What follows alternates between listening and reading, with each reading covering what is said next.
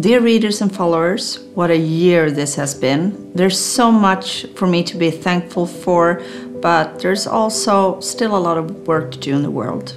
Trying to sum up the highlights, the list seems longer than ever. As an author, I get a lot of requests, and even though I have a great team helping me, I'm only able to do a fraction of all the requests I get.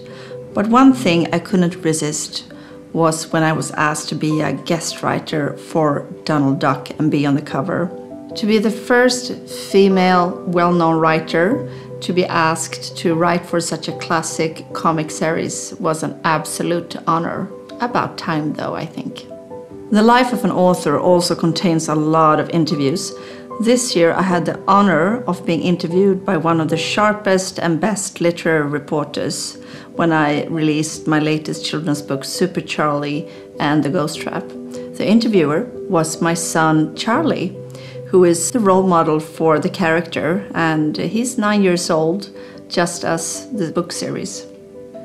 A part of the new Super Charlie's book's revenues goes to the wonderful organization Project Playground, whose mission is to give underprivileged children and teenagers in South Africa and also now here in Stockholm a meaningful free time. I'm very happy that I and Super Charlie are able to contribute to that.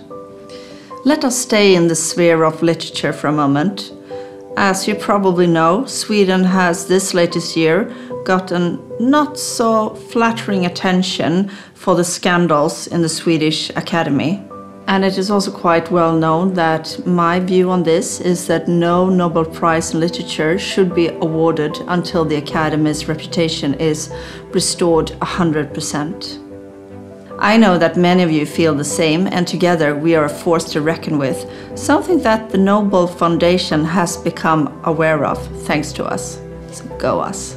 I've also challenged myself as an author this year by writing for a show for one of Sweden's biggest artists who also competed in the Eurovision Song Contest, Sanna Nilsson. It's been a true honor to work with such an amazing artist and voice. As one of the highlights of this year, I must mention the trip I made to South America. Thank you, Bogota, Buenos Aires and Montevideo, for an absolutely amazing experience. I have loved to see the investment company Invest in Her, which I'm a co-founder of, continue to grow this year. Female entrepreneurship and ownership is something that is extremely important to me and something I will always continue to fight for. And our new office is also ready now, and it's such a joy to work in an environment like this.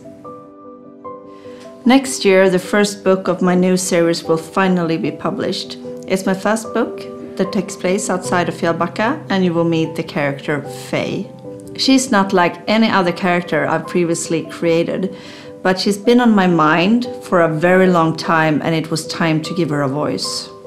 I hope you too will find her voice important regarding retaliation and taking control of one's life and one's decisions. She won't be silenced, but let's talk about that more in 2019. I would like to thank all of you that read, comment, share and like all that I do. You are such great support and a very, very important part of my life. I wish I could travel the world more to meet all of you, but there just isn't enough time. Now I will spend the Christmas holidays with my beloved husband and beloved children, and I hope the same for you. Merry Christmas and a Happy New Year.